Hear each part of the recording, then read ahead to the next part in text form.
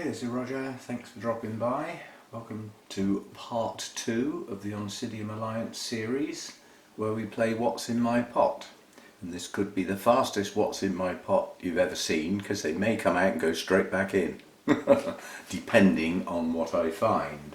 I'm not in an immediate rush, certainly with one of these.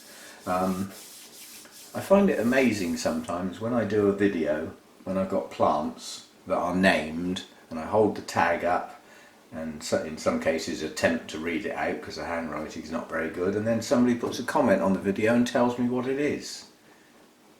I know what it is. And it's no good telling me it's something different. I'm not going to believe it. First thing I'm going to do is check it out on the internet. Anyway, this one does sort of ring true with its name on the internet. It's on this label, it says Cambria and then both words in quotes, Renaissance Coral. So the clonal name is Renaissance Coral. Normally it would be Renaissance with a clonal name of coral. But it's also written in many places as Cambria Alliance Renaissance Coral. Well, it can't be both, can it? Cambria is an intergeneric made-up name. So is Alliance. Well, it's either one or the other. It can't be both, can it? It amazes me how some people can do things like that. Especially like vendors. Mind you, vendors often buy in and sell out, and in theory they may know nothing about orchids. But at the end of the day, I'm running with Alliance Renaissance Coral for this one. It is a complex intergeneric. There's an awful lot in it, including one, what was Odontoglossum. In its generic makeup, it's got Oncidium Alexandriae. Well, that was once Odontoglossum crispum, one of my favourite all-time orchids. That's buried in there somewhere. Probably a tiny little percentage, because that is fundamentally a white orchid with a few markings on. And there ain't no white on this. Yeah, it is a beautiful orchid. The spikes have been staked, and the spikes are also stopping the plant from wobbling around. Now this is in this fibrous stuff, and I'm going to hopefully turn this upside down and lift the pot off and not lose all the media. So I'm going to see what I can do. I've gently loosened it, but I don't want to do that too much or it'll disturb the media around the roots and the media will all fall off. I'm hoping that will just lift off.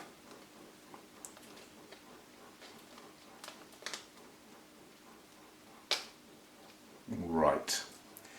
That is very loosely packed. Very loosely packed. It's got air gaps. It's not all compacted and compressed and pushed down.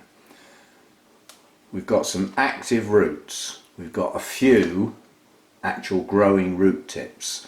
So I'm afraid that's not getting repotted. That's going to go straight back in. And I will put up with that media, even though I don't like it. I'm not going to push it down in the pot. I'm just going to gently push it back so that it doesn't wobble. Because if this stuff compacts, it stays wet for weeks and weeks. And I'll end up losing my root system.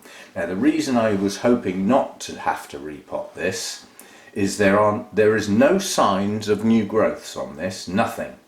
The two latest growths are mature and blooming, and the chances are there won't be any sign of new growths until a while after these blooms have finished. And the fact that I've got buds yet to open at the top of one of the spikes, these blooms could be around a while. So this one's not actually going to get repotted for some time. I'm going to wait. And when I get new growths, they'll come out from, hopefully, a pair of them from the latest two pseudo bulbs that are in bloom. And I should get one, possibly two new growths per bulb. But we should almost double the size of the plant next time round. So I'm just weeding while I'm at it. So no repot for this one for a while. When I see those new growths, I will then watch them to see when they start pushing the new roots out. Some Oncidium types will almost mature a new growth before they send out new roots. Yeah? So it's wait for the new growths and the new roots on this one, so that's going to get delayed. Oh, I said it would be quick, didn't I? Now let's have a look at this one. Now this one has got a nice name. It's Oncidium Catherine Zoc Mike. The clonal name Mike. That rings true. You go on the internet, you can find that. So I'm happy with that. This is not such a deep, complex cross. This is relatively simple and heads back towards a species very quickly. So it's not too far from a species orchid, and that's probably why it is so vigorous. There are so many spikes coming out of each new growth, but at the moment there are no new growths. Nothing. All the new growths have matured and, like the previous one, are blooming their heads off in this case. It's an average of 3 or 4 spikes per pseudobulb per mature growth. So like my Oncidium sotoanum, this is just one of those that chucks out spikes like it's going out of fashion, but there's no sign of new growths. The oldest part of the plant is buried in the centre. These are the old pseudobulbs down here, and there's not many at all. It's got all the hallmarks of possibly being split in two when I do get round to repotting it. So I'm going to do the same again. I'm going to lift it gently out and see what we've got, because this has got stakes and all sorts going down in the pot, so I want to try and not disturb the root system. You can normally just ease a pot off. Right. It looks good, and it might be, but there are no active roots. It looks like a good root system, don't get me wrong, but I've seen from experience that a root system that's gone brown and not got active growing tips is not that good. The media doesn't smell as though it's gone. I'm just going to try and dig in a bit. I don't mind digging in a little bit, because I expect in the centre there might be a plug. So this is a mix of bark and cocoa fibre, or something along those lines, some fibrous media.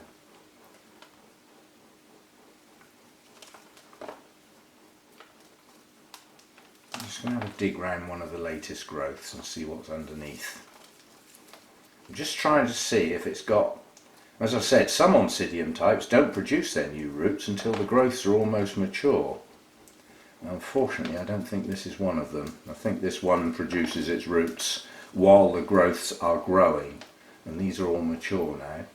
There's no sign of any new roots coming out, so any roots that are coming out of the growths I've got have already been produced. They're already there, and a lot of them don't look too good. Yeah, they're not. So there are some viable roots, but no active growing ones. I'm teasing some of this off because these pseudobulbs are a little bit low, and I thought, well, while I'm at it, if I tease this off now, then I can keep my eye on the top of the pot where the roots start.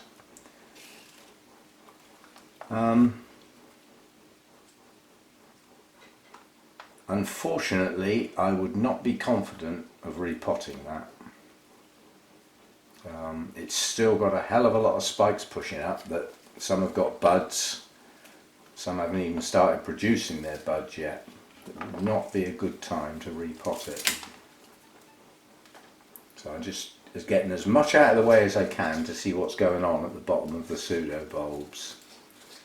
No, there's no new root growth. All the roots that have been produced are pushed down and absolutely filled the pot.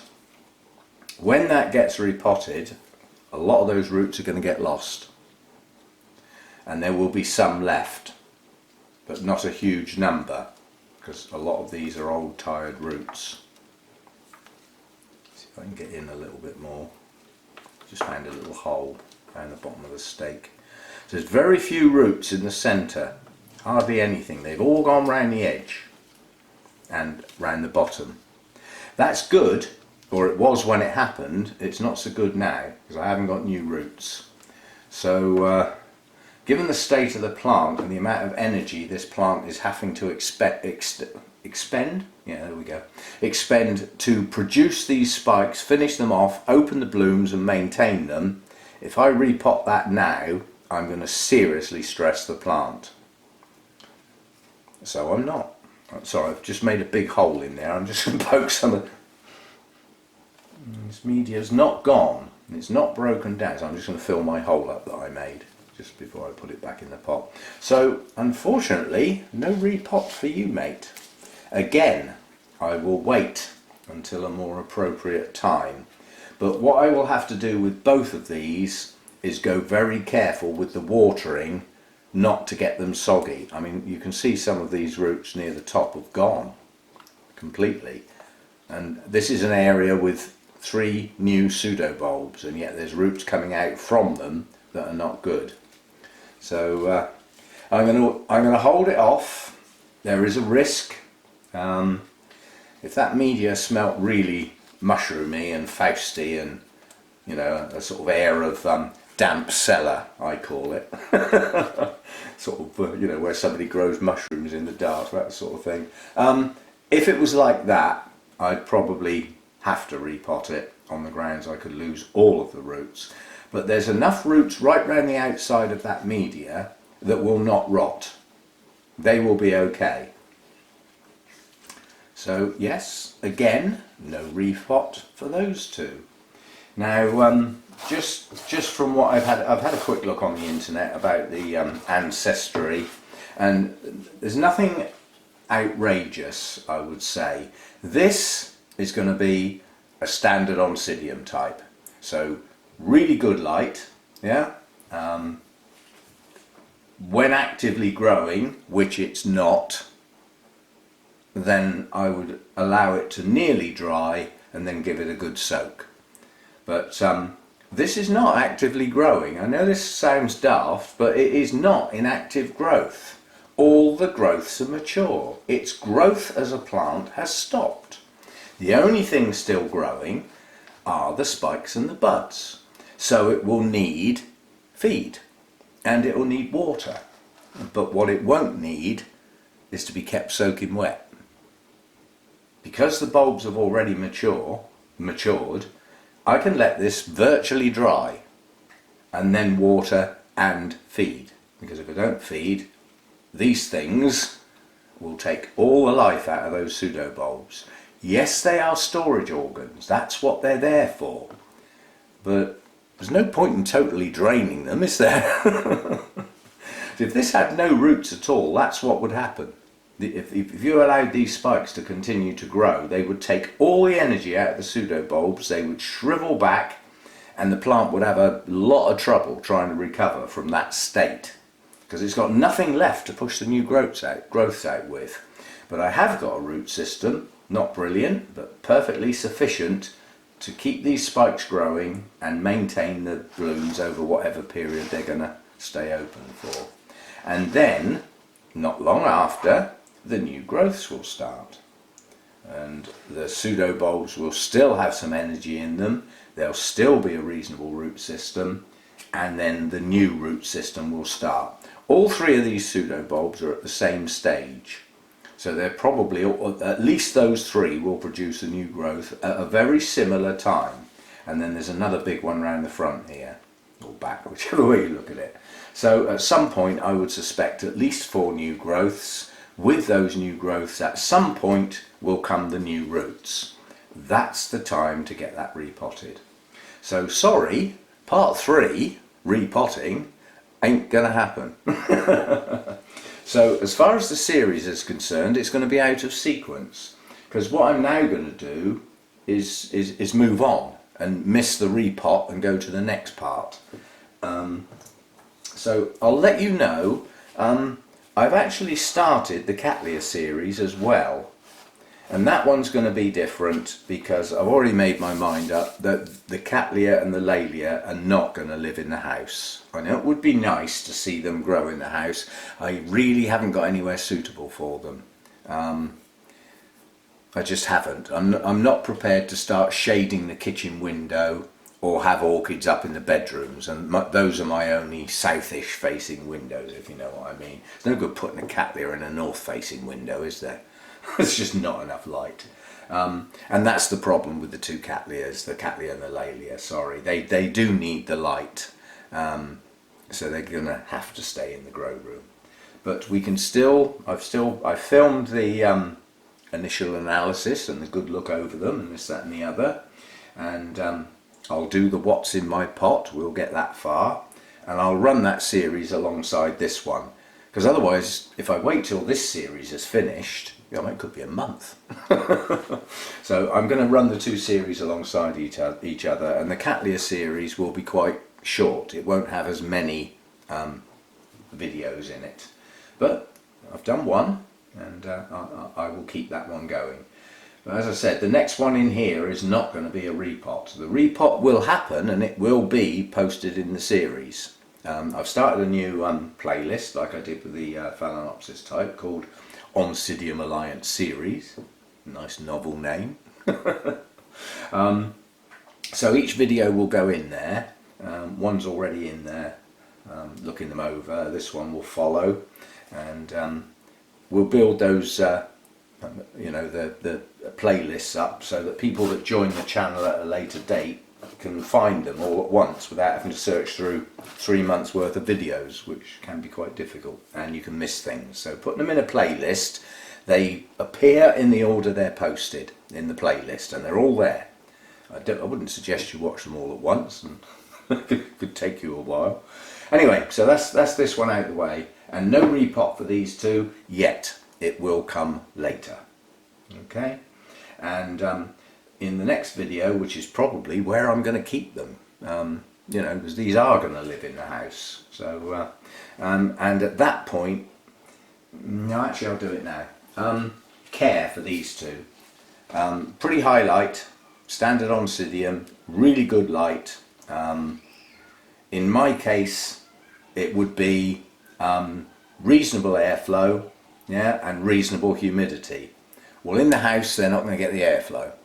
I'm not starting to set up fans and things in the house. I'm trying to keep growing them in the house at a relatively basic level, if you know what I mean. Not everybody can have lots of gadgets in their house. So yeah, best light I can give it in the house. The humidity in my house isn't too bad, it'll do, and we'll set that one up. Now this one, just by looking at those blooms, I can tell straight away that is a cooler grower.